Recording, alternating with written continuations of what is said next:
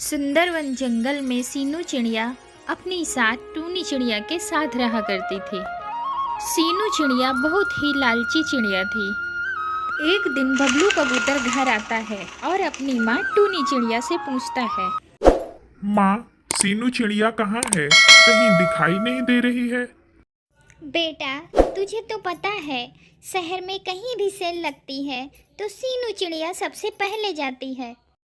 तेरे ऑफिस जाने के बाद से ही वो शहर गई हुई है। तभी वहाँ सीनू चिड़िया आ जाती है और वह मार्केट से बहुत सारी शॉपिंग करके आई थी। माँ जी, ये देखिए, आज मैंने बहुत सारी शॉपिंग की है। सेल में बहुत सस्ती साड़ियाँ मिल रही थी, इसलिए मैंने कुछ ज़्यादा ही ले लिया। अच्छा बहू, अब जा और जाकर खाना पका। ठीक है माँ जी, पहले ये साड़ियाँ रख दूँ।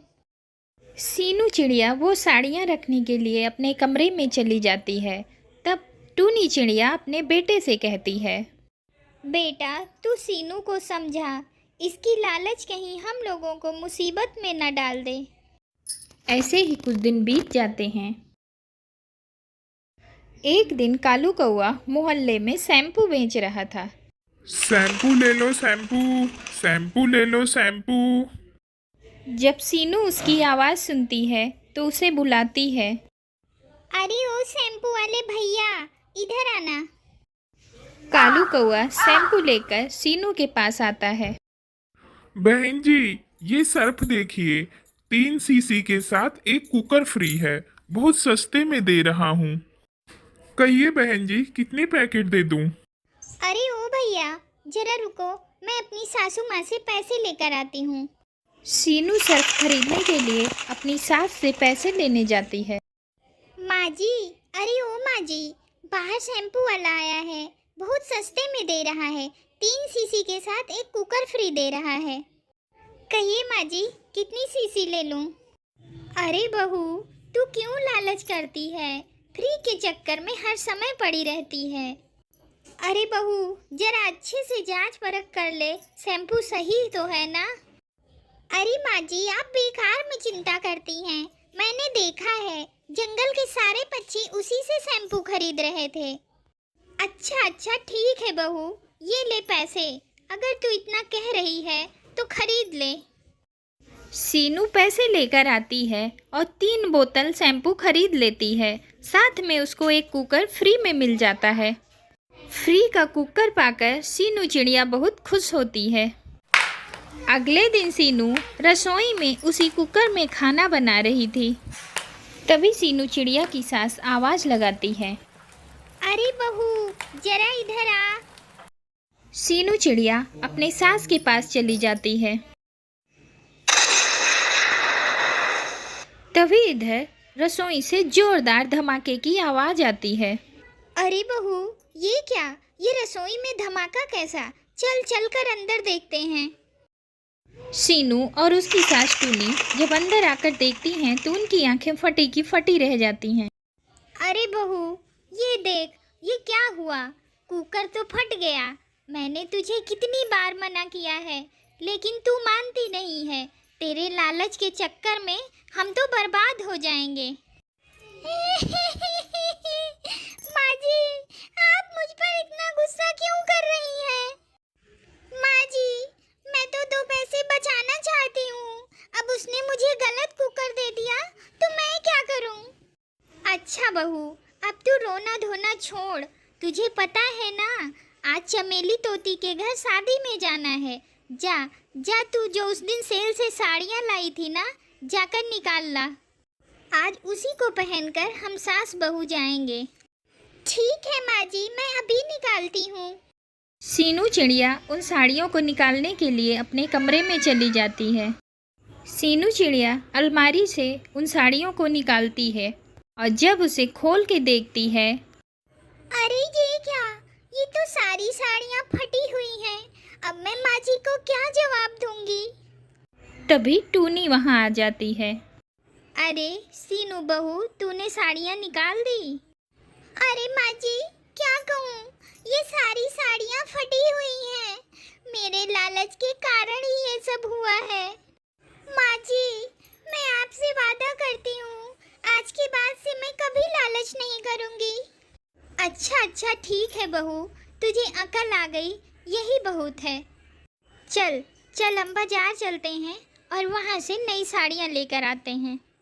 और उसी दिन के बाद से सीनू चिड़िया लालच करना छोड़ देती है और दोनों सास बहू बाजार जाकर दूसरी साड़ियाँ ले आती हैं। और ये बात जब उसके पति बबलू कबूतर को पता चलती है तो वो भी खुश हो जाता है और फिर सब खुशी खुशी रहने लगते हैं। सीनू अमेरिका से अपने दादाजी से मिलने आई थी। इधर अभी दादा पोती का मिलन हुआ ही था कि अमेरिका से माधव के दोस्त डॉक्टर सोनू आते हैं। जब सीनू को यह पता चलता है कि अमेरिका से डॉक्टर सोनू आए हैं तो वह बहुत घबरा जाती है कि कहीं डॉक्टर सोनू उसके दादा दादी को वह सच्चाई न बता दें जो उसने छिपा कर रखी थी। सीनू कई बार कोशिश करती है कि अपने दादाजी और दादी जी को वह सच्चाई बता दे, लेकिन उसके दादा दादी का उनके बेटे के लिए प्यार देखकर उसकी हिम्मत नहीं होती है बताने की। उधर सीनू के दादाजी मंदिर गए हुए थे तो वहाँ उनका दोस्त मिला जो अपनी शादी की सालगिरह मना रहा था। उनको देखकर सीनू के दादाजी के भी मन में ख्याल आया कि हम अपनी शादी की सालगिरह मनाएंगे और वह वापस घर आ जाते हैं। इधर जानकी देवी घर का कुछ काम करा रही थी, तभी वहाँ सीनू के दादाजी आते हैं। जानकी इधर आओ। अरे क्या हुआ? मैं कुछ काम करा रही हूँ। अरे पहले इधर आओ, मेरा काम बहुत जरूरी है। सीनू के दादाजी सीनू की दादी को बुलाकर अलग ले जाते हैं। क्या हुआ? कौन सा ऐसा काम आन पड़ा? अरे हमें दोबारा शादी करनी पड़ेगी। क्यों? हमारी पहली शादी को क्या हो गया? अरे दोबारा शादी करने को सृष्टि पूर्ति कहते हैं। हम दोबारा शादी रचाएंगे। क्यों? क्या हुआ? किसे दिखाना है?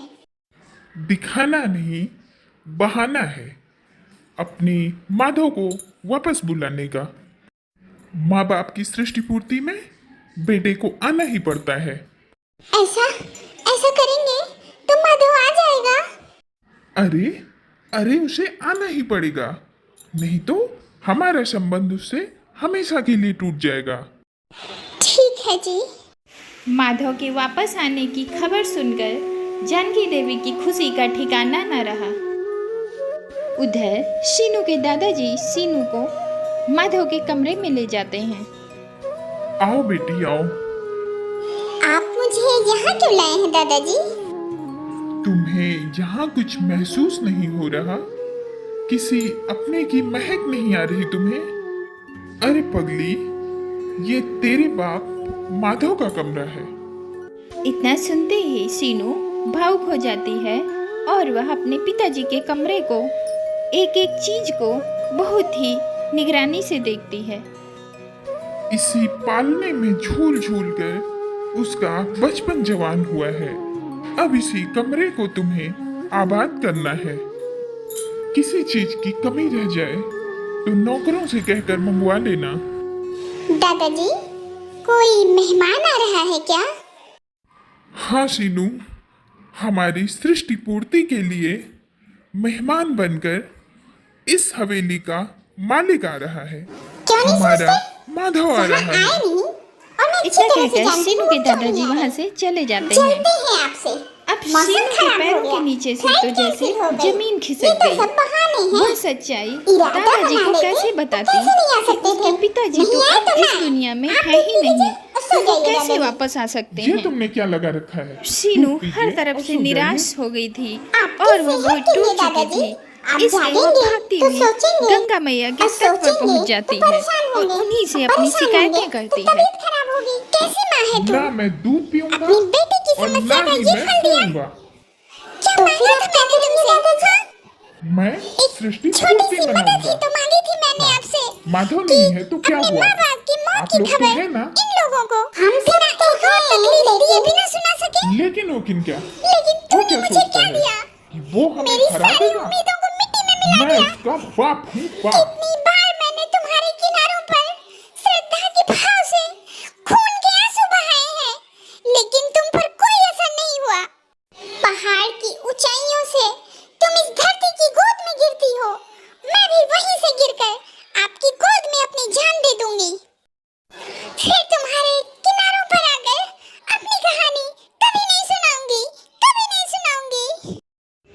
सीनू पहाड़ियों की तरफ भागती हुई चली जाती है और वह अपनी जान देने की कोशिश करती है।